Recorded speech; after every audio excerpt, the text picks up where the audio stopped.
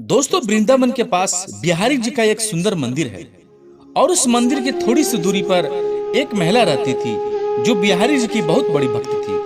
उस महिला का पति मर चुका था। वह महिला अपने घर में एक दुकान खोल रखी थी जिससे वो अपना गुजारा करती थी। दोस्तों, आगे बढ़ने से पहले एक छोटी सी विनती है कि यदि आप हमारे चैनल पर नए हैं तो हमारे चैनल पर सब्सक्राइब जरूर कर दीजिएगा और बेल आइकन को ऑल पे क्लिक कर दीजिएगा ताकि आने वाली वीडियो का जानकारी आप तक पहुंच सके। वो महिला गरीब नहीं थी, उसके पास जमीन जायदाद की कमी नहीं थी। वो अपने दुकान में काफी खुश और संतोष से रहती थी और सुबह शाम बाके बिहारी जी की पूजा करती थी। एक रात वो महिला सपना देखती है कि वह मर गई है और उसके मरने के बाद उसके रिश्तेदार जमीन जायदाद के लिए झगड़ा कर रहे हैं। सपना 4 बजे का था। महिला की नींद खुली और उठकर बैठ गई। वह घबरा रही थी। तभी उसने सोचा कि अब मेरी उम्र हो रही है, क्यों ना सारा धन जमीन जायदाद बाके बिहारी जी को दान कर दें। सुबह हुई तो वह महिला बाके बिहारी जी की मंदिर गई और वहां के महंत जी से बोली कि मैं अपना सारा धन जमीन जायदाद बिहारी जी के नाम करने आई हूँ। महंत जी ने कहा कि यह तो अच्छा भाव है कि मरने से पहले अपना धन तुम भगवान के नाम करने आई हो। तब उस महिला ने अपनी इच्छा से सारा धन बिहारी जी के नाम कर दी। तब महंत जी कहते हैं कि तुमने तो सारी जमीन अपने भगवान के नाम कर दी हो, अब रहोगी कहाँ।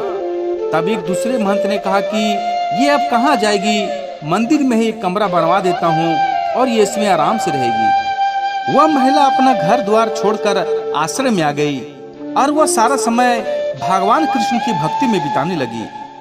वह महिला भगवान श्री कृष्ण को अपना पति मानती थी, जैसे मीराबाई ने माना था। वहाँ रात को सोते समय महंत जी उस महिला को 1 गिलास दूध रोजाना देते थे। जब वह महिला दूध पीती थी तो वह रुक कर कुछ चबाने लगती थी। तब महंत जी ने सोचा कि मैं तो केवल इसे दूध देता हूँ और दूध तो चबाया नहीं जाता, वह तो पिया जाता है। तब महंत जी उस महिला को पूछते हैं कि मैया, आप दूध पीने के बाद क्या चबाती हो? तो उस महिला ने कहा कि महंत जी, आप दूध में मेवा ज्यादा मिला के लाते हो, वही चबा रही हूँ। अरे मैया, मेवा कहाँ से? बस ठाकुर जी को जैसे तैसे भोग लग जाता है, तो तुम्हें मेवा कहाँ से दूंगा। जब महिला दूध पी ली तब महंत जी ने देखा कि गिलास की तली में मेवा का चूरा लगा हुआ है। महंत जी को बड़ा अजीब लगा। ऐसे ही रोजाना यही घटनाक्रम चलता रहा। गिलास में मेवा का चूरा लगा रहता था। इसी तरह दिन के खाने में भी महिला को सादा खाना दिया जाता था, पर जब महिला खाना खा लेती तो उस थाली के जूठन में घी तैर रहा होता था। महंत जी को लगा कि यह महिला मंदिर से मेवा और घी चुराने लगी है, क्योंकि मंदिर में मेवा और घी धीरे धीरे समाप्त होती जा रही थी। तो महंत जी ने सभी पुजारियों को बुलाया और उस बुढ़िया पर निगरानी रखने को कहा। सारी रात सभी लोग जागते रहे, पर मैया तो अपने कमरे में सो रही थी। सभी ने सुबह तक इंतजार किया कि वह चोरी करने अब आएगी, पर मैया अपने कमरे में सो रही थी। जब सुबह हुई तो महंत जी ठाकुर को स्नान कराते हैं तो क्या देखते हैं कि ठाकुर जी के दोनों हाथ घी से लसे हुए हैं। ठाकुर जी का मटका भी गीला है। जब महंत जी ने यह सब देखा तो उसे उस मैया से जलन होने लगी। वह महंत जी पूरे गांव में शोर मचा दिए कि यह महिला किसी अन्य पुरुष से संबंध बनाई है। जब वह मैया मंदिर से बाहर निकले तब गांव की सारी महिला उस पर हंसती थी। उस मैया को बड़ा अजीब लग रहा था। ऐसे करते करते कई दिन हो गए थे।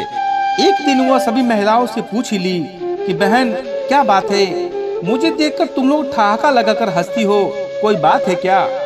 वहाँ की महिलाएं मुंह टेढ़ा करके बोलने लगी कि तुम्हें ऐसा नहीं करना चाहिए। पति के मरने के बाद ऐसा कोई करता है कि मंदिर में रहकर पराये पुरुष के साथ संबंध बनाती हो? यह सुनकर वह मैया बहुत रोई। उसको बहुत ही दुख हुआ। उस मैया ने सारे गांव वाले, जानने पहचानने वाले लोगों को बुलाई और कहा कि मेरे ऊपर ऐसा इल्जाम लगा है, जबकि मैंने ऐसा कुछ भी नहीं किया है। गांव वाले ने कहा कि यह मैया ऐसा नहीं कर सकती है, मैं इसे बचपन से जानता हूँ, यह बहुत अच्छे स्वभाव की है और इसका चरित्र भी साफ है। उसी समय सभी लोग मिलकर उस महंत जी के पास गए। महंत जी ने देखा कि इतनी भीड़ मेरे तरफ आ रही है, साथ में वह महिला भी है। वह समझ गए जरूर कोई बात है। सभी ने महंत जी से पूछा, महंत जी, इस महिला ने अपनी सारी संपत्ति इस मंदिर को दान में दे दी है और आप इस पर ऐसा घिनौना दोष लगा रहे हैं। तो महंत जी कहते हैं, इसमें हमने बुरा क्या कहा? इसका संबंध है किसी अन्य पुरुष के साथ तो है। सब लोगों ने कहा, कौन है और किधर है वो? महंत जी रोते हुए बिहारी जी की तरफ इशारा करते हैं, ये जो तुम्हारे सामने खड़े हैं यही हो अन्य पुरुष, इन्हीं से इनका संबंध है। रोते रोते कहते हैं कि हमको इस मंदिर में 40 वर्ष हो गए सेवा करते करते। बिहारी जी ने तो कभी मेवा और घी की रोटी मुझे तो नहीं खिलाई, और इस महिला को दूध में भर भर कर मेवा पहुंचाते थे। सभी गांव वाले कहने लगे, तुम्हें कैसे पता कि यही मेवा घी दूध पहुंचाते थे? तो महंत जी कहते हैं कि जब भी हम बिहारी जी के वंदन के लिए जाते थे तो उनके हाथ घी में लसे मिलते थे, घी टपकता था बिहारी जी के हाथों से, और यह सब देखकर मुझे बहुत जलन होती थी। यह बात जब बुढ़िया माई ने सुनी तो वह हक्का बक्का हो गई और वह रोने लगी और कहने लगी, मेरे खातिर मेरे भगवान को इतना कष्ट हुआ, मेरे प्रभु मेरे प्राणनाथ मुतुक्ष प्राणी के लिए इतना कुछ किए हैं, मुझे तो सोच के अपने आप पर ग्लानि हो रही है। सच सबको पता चल जाता है और गांव वाले सभी अपने अपने घर चले जाते हैं। जब रात होती है तो वह बुढ़िया माई मंदिर में पहुंचती है, पर मंदिर का दरवाजा बंद था। माई वहीं बैठ कर रोने लगती है और रोते रोते वहीं सो जाती है। सुबह के जब 4 बजते हैं तो मंदिर का दरवाजा अपने आप खुल गया। बुढ़िया माई ने देखा कि एक प्रकाश स्वरूप बिहारी जी के गर्भगृह से निकला और माई को अपने पास बुलाया। बुढ़िया माई तो समझ गई हमारे प्रभु हैं, और प्रभु से प्रार्थना करती है कि मैं अब इस संसार में रहना नहीं चाहती हूँ, अब मैं आपके लोक में आना चाहती हूँ। उधर मंदिर के दरवाजे की खुलने की आवाज सभी पुजारियों के कानों में पड़ी तो वहाँ सभी दौड़े दौड़े आए। उन्होंने देखा कि गर्भगृह से एक तेज रोशनी निकल रही है और सामने बुढ़िया माई खड़ी है।